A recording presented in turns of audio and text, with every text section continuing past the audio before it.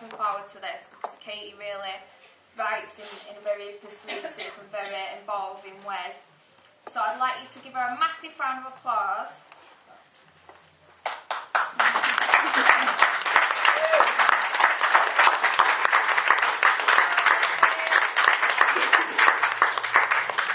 Right, I'm going to start with the first point, which is just about contradiction, which everyone has a bit of contradiction about them, and it's actually called contradiction.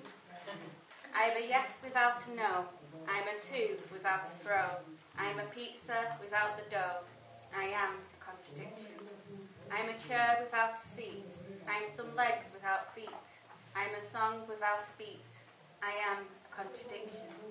I am a heart without a soul. I am a bottomless pit without a hole. I am a footballer without a goal. I am a contradiction. I am an egg without a cup. I am a young dog without the pup. I am a soup without sup. I am a contradiction. I am rhythm without rhyme. I am a clock without time. I am a penalty without a fine. I am a contradiction. I am an addict without addiction. I am speed without friction. I am fact without fiction. I am a contradiction. A contradiction. A contradiction.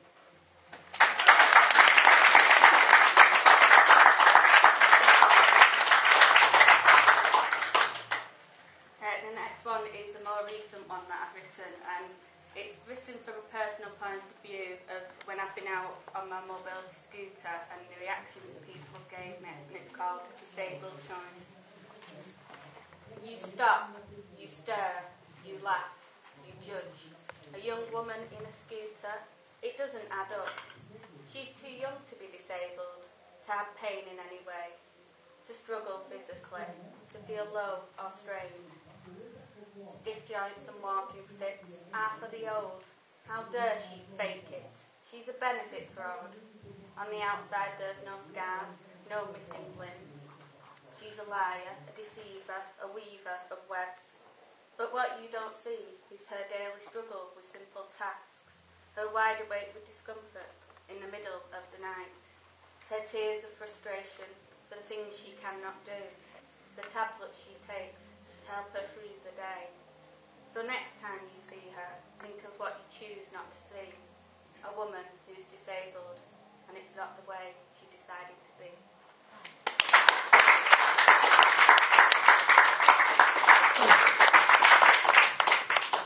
This one's called The Layers of Immobility, and it's just about the way immobility feels. If you want to feel immobility, imagine being restrained, cramped and contained within a wooden box, twisted into awkward shapes, dark and alone, salvation just out of reach, teasing your fingertips. If you want to embrace immobility, step into a frozen lake, intake its icy touch, let it deep within your spine, skin cold like snow. If you want to understand immobility, look beyond disabled eyes, observe what you cannot see, absorb the invisible, seeing what others won't. Because immobility is like vapour, you breathe it in, without inhaling its substance, not understanding the core of immobility.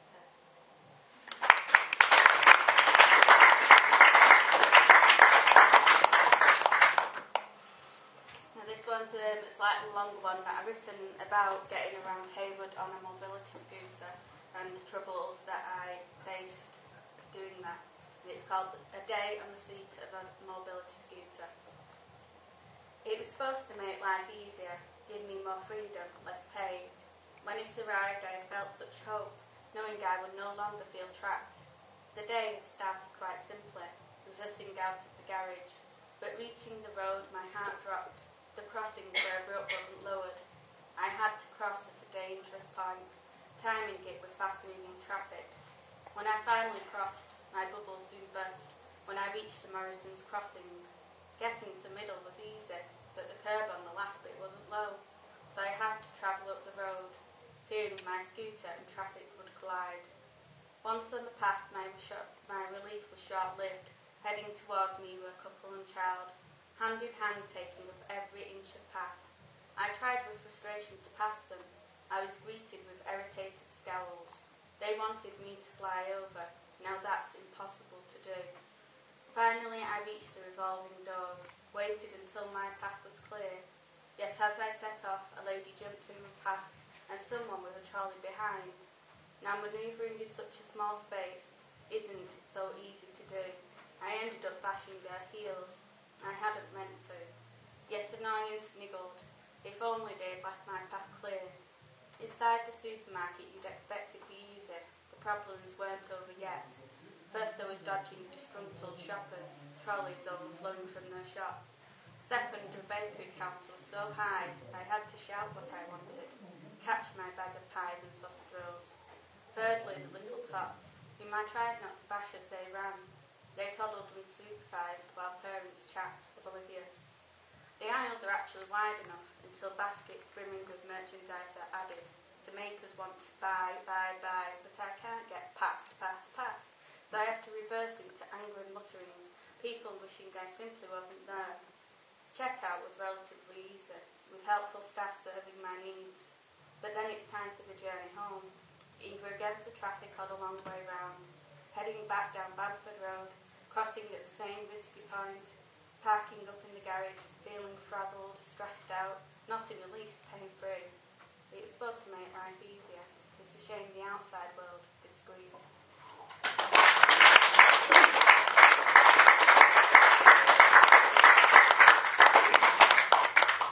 Right, now this one's called A Victim of Child Hate, and it's actually took from the Hayward Advertiser from an article, and it's a cut-up poem that I have done from that. The article really stood out to me and really spoke to me, and I just felt for the man that it was about. And it's called Victim of Child Hate. Orchestrating a campaign of hate, a man with learning difficulties, harassed once a week, 12 months of antisocial behaviour, criminal damage, children as young as 8, terrorising the 47-year-old man, bricks thrown through windows, eggs pelted at his door. It's hard for him to communicate. Children play on that. Phone calls to police, incident reports, targeting a person who is different. It's disgusting. Police speaking with parents. The children admitted it was them. Reduced to tears when told their behaviour could lead to suicide. Then came new incidents. Could it be the same children? Neighbours witnessed harassment, but also became victims. Parents don't know where their kids play, what they're up to. Kids are mischievous. This is terrible. Police warning youths, hate crime will not be tolerated. Making an appeal. Identify these children. Anyone can contact neighbourhood police.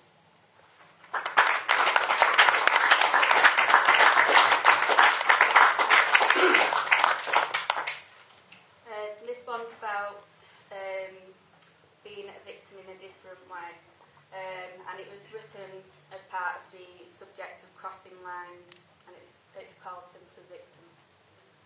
She walked into college, head held high, Bible under arm, cross visible atop her cardi. Her bright optimism blinded her to harsh comments, her peers' disapproving looks, as she handed out leaflets in the name of God Almighty. Smiling oblivious, she continued until he crossed her path. He wasn't a believer. He was hurting inside out. Her cheery, godlike nature got under his skin. Glistening sharply on stolen light, it only took 1 second to thrust the knife into her heart. Her light left her. Her body lay still. Was her religion a reason to kill?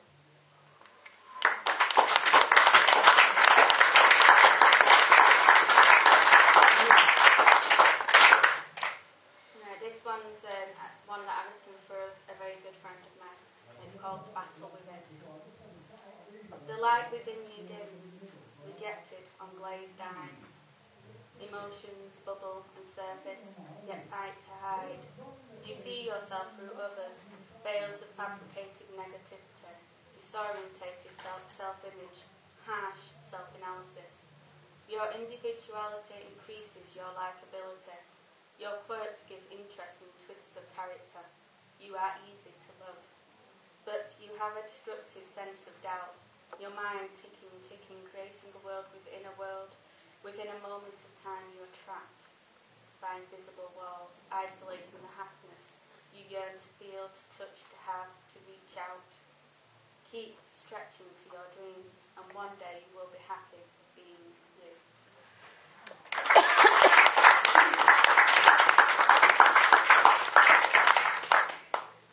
This one's about depression, and it's called A Memory of Me.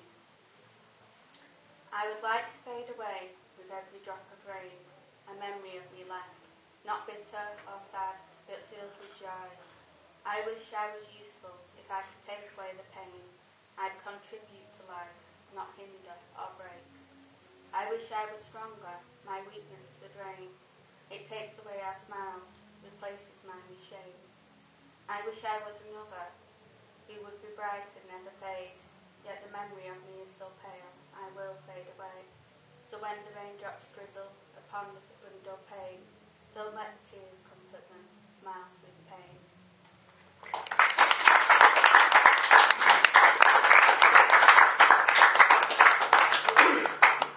This one's called Life Journey, and it's just about how life is difficult for some people. It pushes and crushes, rushing along. As you climb the mountain, it'll shove you back down. It'll hurt you, desert you, rip you to shreds, make you feel empty, scramble your head. It'll make you feel battered, bruised from within, break your heart, get under your skin. Life's many battles can take their toll, yet the more you survive, the stronger you are. So look to the future, let optimism be your guide, and on this life journey, I'm sure you will thrive.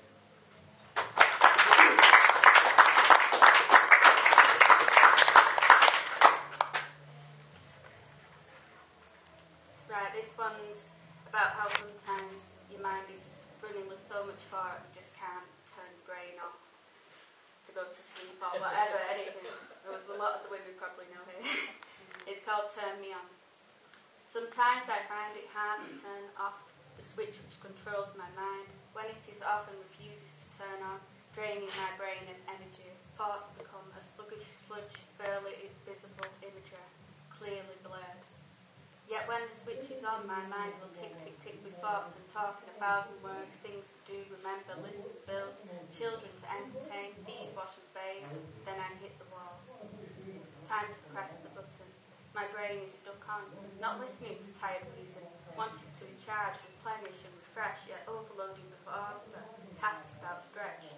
When will my switches be manual to my touch? To turn on and off would be designed. The time has come to switch the switches off, take control and ride my brain, or maybe just take a pill, eliminate the cause, fade into darkness and start again.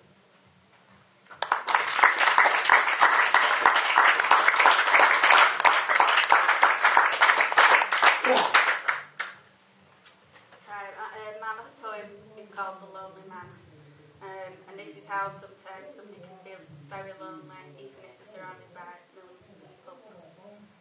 A lonely soul surrounded by many, no interaction, warmness vanished, insanity questioned, no words passed, a padded prison, suicide creeps in, a toxic mind, a death so sad, no one remembers, the lonely man.